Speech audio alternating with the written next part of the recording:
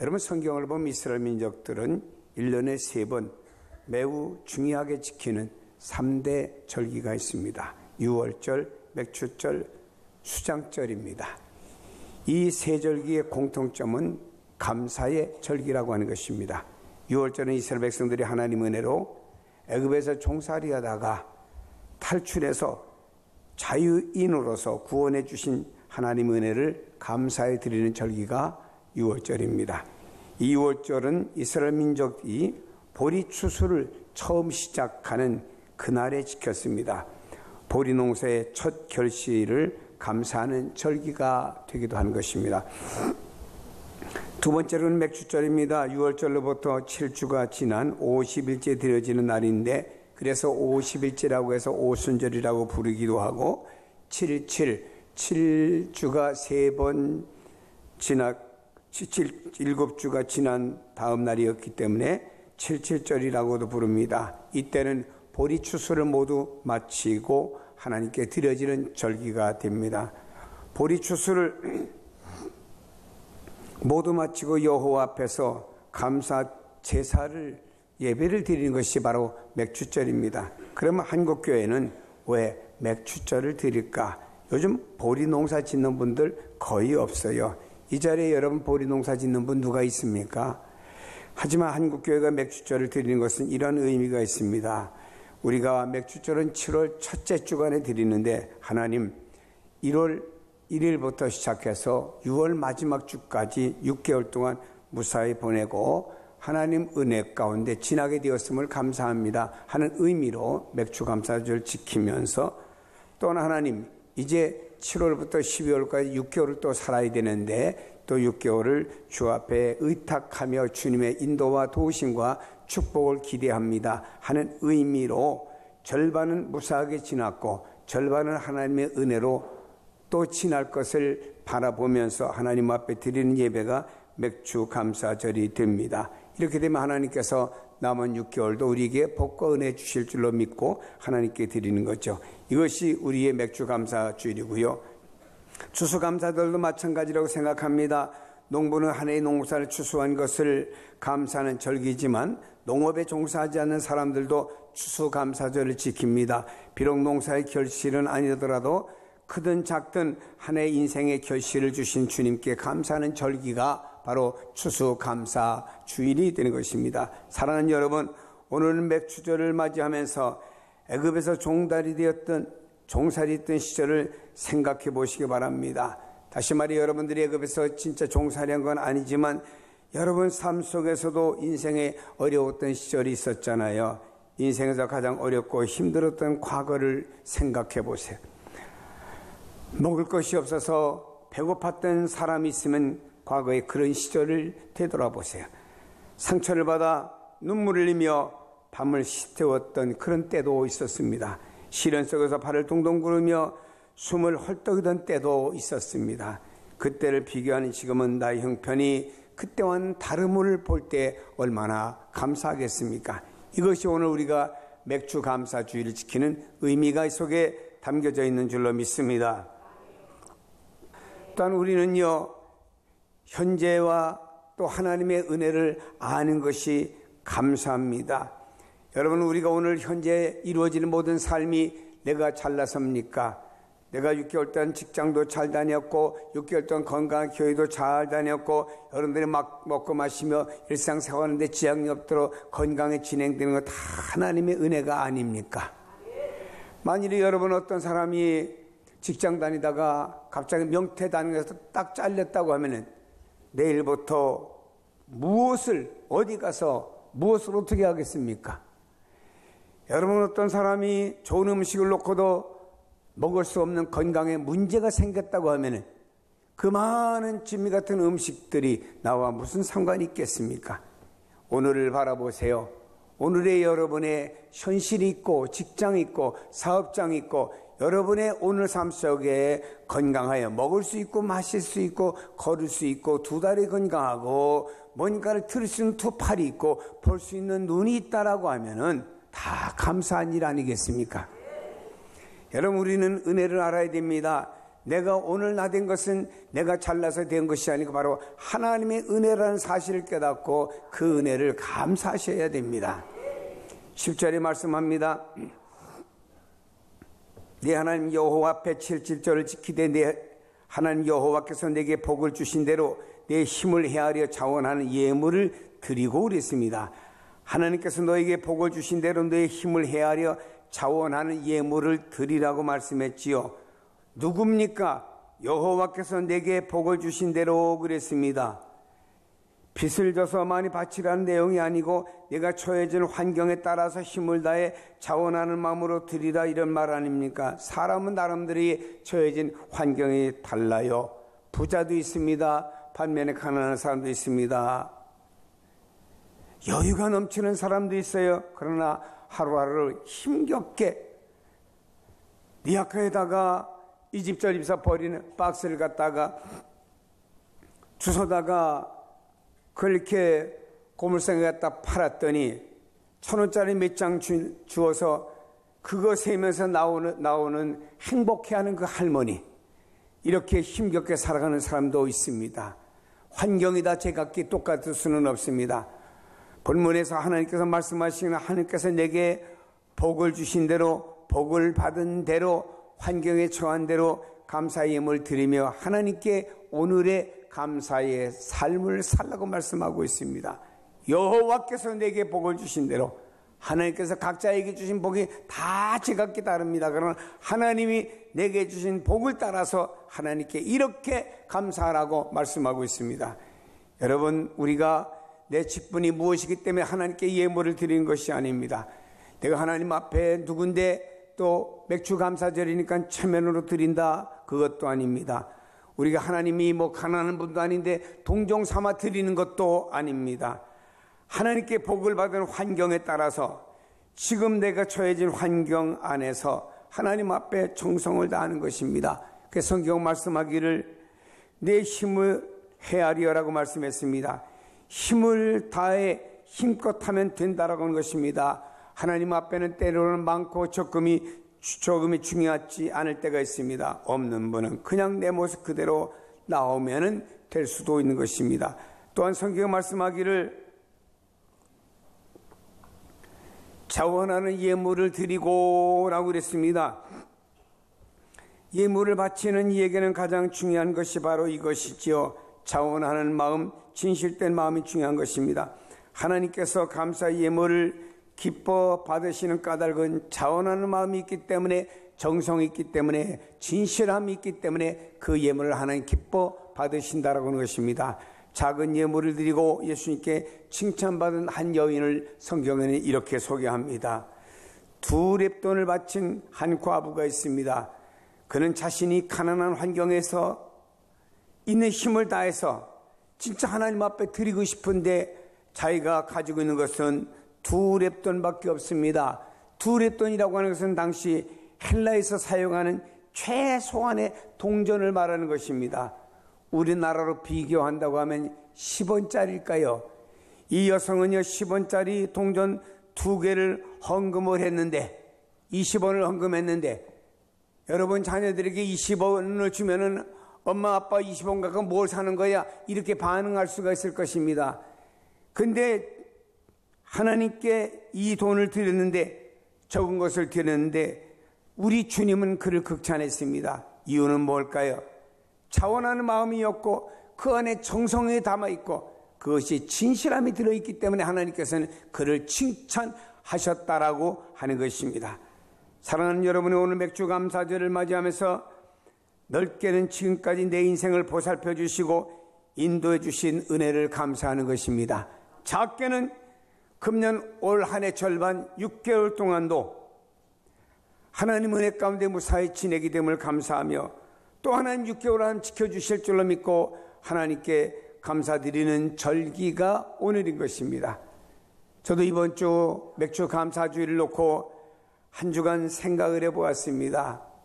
감사한 일이 무엇인가? 하나님, 목감기 주어서 2주간이 지나도 낫지 않고 콜록대는데 이게 감사할 제목입니까? 라고 생각할 수도 있겠지요. 그러나 저는 가만히 생각해 보니 우리 친구들은 허연 머리를 갖다가 검은 머리 만든다고 물감 들이느라 바쁜데 나는 물감도 안 들이게 하나님이 검은 머리 주신 것도 감사하고, 또 강단에 쓸 때는 글씨를 보내려고 안경을 쓰지만 평상시 생활에는 안경 안 쓰고도 눈이 1.5인지라 생활하는데 전혀 지장이 없어서 그것도 감사하고, 하나님 앞에서 또 입술을 가지고 온갖 범죄하기보다는 하나님의 말씀을 전할 수 있도록 세워주시니 감사하고, 하나님께 감사할 것이 너무너무 넘치더라고요. 이래도 감사, 저래도 감사, 감사가 넘치더라고요. 생각을 했습니다. 하나님께 감사한데 그러면 목사가 입으로만 하나님 감사합니다 해서 되겠습니까? 저도 하나님 앞에 감사헌금을 드리고 싶은데 저는 가진 돈이 없습니다. 이유는 저는 교회에서 사례를 한 푼도 받지 않기 때문에 제게는 교회에서 매달 공급되는 돈이 없습니다. 그렇다고 제가 투잡을 가지고 세상에 나가서 어떤 직장 생활하거나 사업을 하거나 하는 일도 저는 없습니다. 하나님께서 까마귀를 통해서 떡을 물어다 주고 고기를 물어다 주고 그거 가지고 먹고 마시고, 어떤 때 후배가 아이고 선배님 그 옷이나 하나 맞춥시다 해서 후배가 옷 한 벌 맞춰진 그거 입고 다니고 되고, 어떤 또 후배들이 아이고 선배님 식사합시다 하면 같이 나가 식사하면서 얻어먹고 사면 되는 거고, 근데 하나님 앞에 뭔가를 드려야 되는데 하나님 헌금이라고 하는 것은 내 것까지 드린 것이 아니고 하나님 것까지 드린 것 아닙니까? 여러분이 이 땅에 살아가면서 여러분께 아무것도 없어요. 여러분 이 세상에 응양하고 어머니 뱃속에서 나올 때 손을 쥐고 나옵니다. 그때 의사가 펴봤더니 500원짜리 동전 쥐고 나온 사람 있습니까? 빈손 들고 왔다가 빈손 들고 가는 게 인생인 거예요. 수의 한 벌도 입었다가 무덤에 들어가면 썩어버리면 다 끝나고 아무것도 가지고 가는 것이 없고 우리 영혼이 주님 나라에 가는 인생 사는 것 아닙니까? 근데 오늘 이 땅에 살아가면서 우리에게 하나님께 검은 머리도 선물 받고 안경 쓰지 않아도 볼 수 있는 눈도 선물 받았고 입이 있어 말할 수 있고 먹을 수 있는 입도 선물로 받았고 다닐 수 있는 두 다리를 선물로 받았고 무엇인가 물건을 들을 수 있는 두 손을 선물로 받았으니 감사하지요. 내가 입고 누리는 것과 내가 사는 주택이든 아파트든 그것도 하나님 주신 선물이죠. 가정에 하나님께서 여러분 가정에 주신 자녀들도 하나님의 선물이죠. 내 것이 아무것도 없이 하나님 축복으로 사는 인생이 바로 우리 인생이기 때문에 헌금은 내 것을 가지고 하나님께 드리는 것이 아니고 하나님 것 가지고 하나님께 드리는 거예요. 저는 곰곰이 생각을 해보았습니다. 만일에 내게 심장이 하나 안 좋다고 봅시다. 그럼 다른 사람이 심장을 이식한다고 하면 그 돈이 얼마나 들을까요? 수백만 원, 수천만 원? 내게 하나의 간이 안 좋다고 봅시다. 다른 사람의 간을 떼다가 이식을 했다고 봅시다. 이런 어떤 장기에 부분적으로만 안 좋은 곳을 바꿔치기 한다고 해도 수천억, 수천만 원 혹은 억으로 가는 경우도 있다고 얘기를 들었습니다. 그러면은 그리고도 고침받았다고 감사하는데, 여러분 우리가 평소에 건강하게 다닐 때는 모르지만 병원에 가서 며칠 누워있다가 나오면 하나님 이렇게 나와서 건강하게 두 다리로 다닐 수 있는 게 얼마나 감사한지 모릅니다. 감사할 것 아니겠어요? 저 구치소에 갇혔던 분이 구치소에서 자유롭고 나와서 하늘을 쳐다볼 때 얼마나 감사가 크겠습니까? 여러분 우리 삶 속에서는요 감사할 제목에 널려있고 내 것을 가지고 감사하는 것은 아무것도, 여러분 내 것은 아무것도 없고 다 아버지 것만 가지고 사는 것입니다. 그래서 저는 이렇게 기도했습니다. 하나님, 저도 하나님께 감사하고 싶습니다. 내 제게 가진 게 없거든요. 그래서 제가 주변 사람들에게 돈 좀 꿔달라고 얘기할 겁니다. 그럼 주변 사람이 나한테 돈 꿔주면 그 돈을 몽땅 하나님께 바치겠습니다 하고 몇 사람한테, 우리 교회는 아니에요, 다른 교회 목사님들한테 돈 좀 꿔주셔야 했더니 또 잘 꿔주대. 나도 신용이 괜찮은가 봐요. 그래서 이 사람 저 사람은 돈 꿔준 게 이렇게 모아보니까 하나 5천만 원 되더라고요. 그래서 그 몽땅 오늘 감사한 것만 하나님께 드린 거예요. 전 내게 드린 것이 아니고 저는 이 5천만 원을 또 갚으려면 1년 걸릴지 2년 걸릴지 3년 걸릴지 5년 걸릴지 모릅니다. 그건 또 제가 갚아야 될 돈입니다. 그러나 하나님, 내가 신용도가 있어서 그들이 나를 구워줄 수 있는 신뢰가 나에게 있는 것 감사합니다. 난 그분들이 나를 신뢰해 주었다는 것, 이게 또 감사의 제목이 되더라고요. 여러분, 하나님 앞에는요, 많은 사람들이 내 것 가지고 있는 것, 그 중에 남는 것, 또 내 생각이 이 정도면 되겠다 선을 그어서 드리는 것, 그것이 과연 하나님 앞에 올바른 태도일까는 한번 가슴에 손을 얹고 여러분 반성하셔야 됩니다. 저는 비록 남의 것을 구워서 하나님 앞에 오늘 특별 감사의 힘을 드렸어도 얼마나 기쁜지 몰라요. 그리고 이런 것들은 바로 축복의 씨앗들이 되는 겁니다. 여러분, 이것은 은혜와 감사의 표현이 되기도 하는 거예요.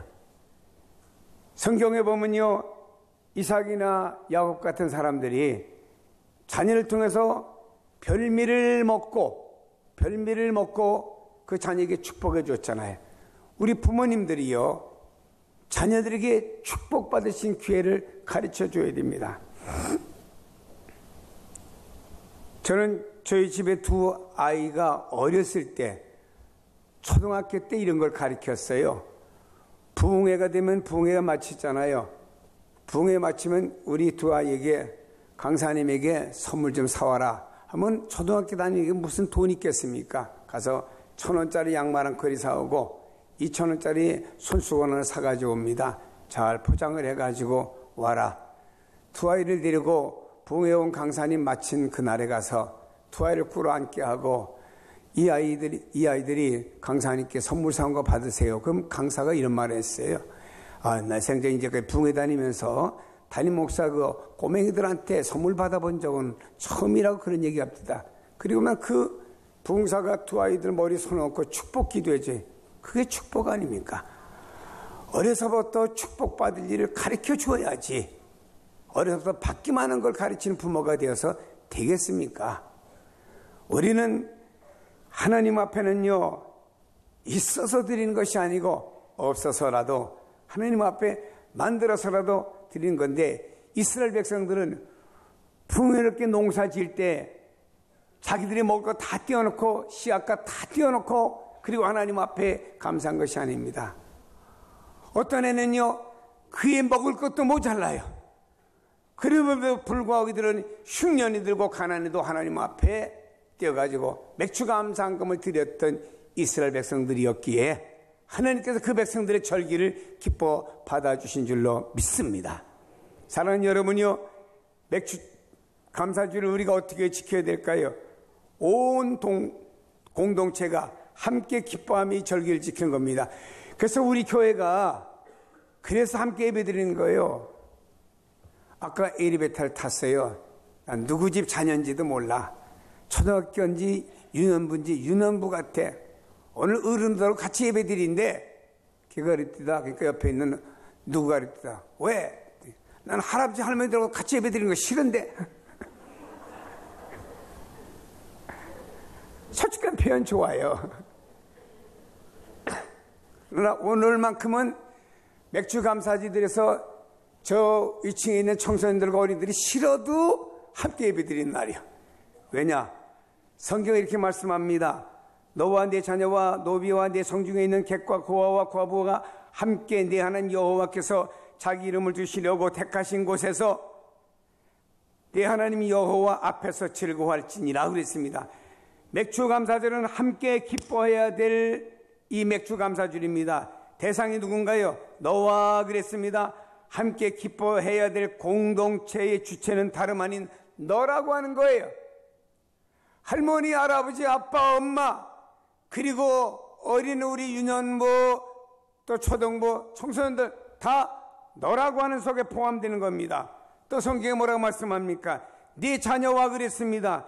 응당 하나님께 영광을 돌리고 기쁨을 함께 나눌 수 있는 사람은 무엇보다 네 자녀와 가족도 함께 포함되어져야 되고요.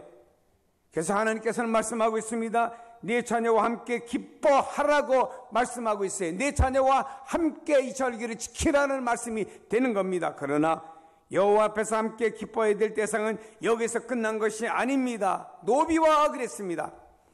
가족들과만 기뻐하지 말고 내 노비와 함께 기뻐하라고 하는 것입니다. 당시의 노비는 가장 신분이 낮은 사람들입니다. 어떻게 보면 가장 소외된 사람이고 가장 천하고 보잘것없는 사람이다 이 말입니다. 그들과 함께 손을 잡고 함께 춤을 추며 함께 노래하며 함께 감사 예배를 드려야 된다 이런 말이에요. 할 수 있다고 하면 어느 해의 감사주일에는 박수 주는 할아버지 할머니들도 초청하고 그래서 저 다국적인 국민들도 말입니다. 함께 초청해가지고 함께 예배드리고 싶은 마음도 솔직히 있어요. 왜냐? 성경이 그렇게 말씀했기 때문입니다. 뿐만 아닙니다. 객과 고아와 과부와 함께 여호와 앞에서 즐거워할지니라 말씀하고 있습니다. 객과 고아와 과부는 연약하고 피곤한 사람들을 말하는 것입니다. 고아와 과부는 그 시대 인간 대접을 제대로 받지 못하고 살던 사람들이었습니다. 외롭고 쓸쓸하고 경제적으로 심히 어려운 처지에 놓인 사람들이었습니다. 그를 이웃과 더불어 손을 잡고 여호와 앞에 감사하며 기뻐하는 절기가 맥주 감사 주일이라고 말씀하고 있습니다. 여러분, 맥주 감사 주일은 그 정신이 이거예요. 보리를 추수만 하는 것이 아닙니다. 이웃과 더불어 손에 손을 잡고 그들을 돌보며 그들과 함께 자신들이 받은 복을 함께 나누며 감사하며 기뻐하는 공동체가 되라 이 말입니다. 이것이 진정한 맥주 감사절의 의미가 있다라고 하는 것을 잊지 말아야 됩니다. 객과 고아와 과부같이 가난하고 소외된 이웃을 돌아보아야 된다고 하는 게 무엇인가요? 양식을 나누고 재물을 나누어야 될 사랑의 공동체이며 교회가 되어져야 된다는 뜻이 아니겠습니까? 그렇다면 여러분 생각해야 됩니다. 우리를 죄와 사망에서 구원하시고 하나님의 자녀로 삼아주셨고 환난과 시련과 역경 속에서 오늘이 있도록 우리를 보호하시고 인도하신 그 하나님의 은혜를 우리는 결코 잊어서는 안 되는 거예요. 내가 잘나서 나의 삶이 오늘 진행된다고 생각하는 것은 하나님 앞에 크나큰 교만인 것입니다. 여러분, 우리는 하나님의 원수였습니다. 죄인이었습니다. 이런 우리를 위해서 주님께서 십자가 달려 돌아가시고 죄의 허물로부터 자유함을 주셨고 속죄함을 주셨고 너는 내 것이라고 하나님 나를 끌어안아 나를 하나님의 자녀로 삼아주셔서 우리의 영과 육을 양육해 주시고 인도해 주신 이 은혜 얼마나 큽니까? 이것을 감사하는 절기가 맥주 감사 절기입니다. 저는 하루에도 수없이 이렇게 주님 앞에 고백을 합니다. 수천 번이 될 수도 있고 수백 번이 될 수도 있습니다. 하나님, 이 땅에 하나님 육신을 입고 오셨습니다. 나를 위해 십자가에 죽으셨습니다. 부활하셨습니다. 승천하셨습니다. 나를 위해 다시 재림하실 주님, 당신을 사랑합니다. 재림하실 주님을 기다립니다 할 때 어떤 때 가슴이 막 뜨거워서 재림의 주님을 바라보는 그 마음이 막 눈물로 주르르 흘 때도 없지 않아 있습니다. 여러분, 이 날을 기억하면서 은혜를 감사하는 맥주 감사주일이 되기를 축복합니다. 오늘 맥주 감사주일을 맞이해서 마음에 우러나는 찬송과 감사가 불러지기를 바랍니다. 감사의 노래를 부르며 오늘까지 지켜주신 주님의 은혜와 영광을 노래해야 될 줄로 믿습니다. 그리고 자원하는 마음으로 주님께 나아가고 주님의 사랑을 듬뿍 담고서 소외된 이웃을 향해서 우리의 팔을 넓게 펴야 될 것입니다. 여러분, 이 믿음이 아름다운 제물이 되어 주님 앞에 연락될 것입니다. 은혜에 감사하는 것은 신앙의 표현입니다. 성숙된 신앙의 표시가 감사합니다. 긍정적인 삶의 모습이 감사합니다. 우리는 성경에 말씀하신 대로 범사의 모든 일에 감사하시면서 감사 절기뿐만 아니고 여러분 삶 평생 속에서 감사가 넘쳐나기를 주님의 이름으로 축복합니다.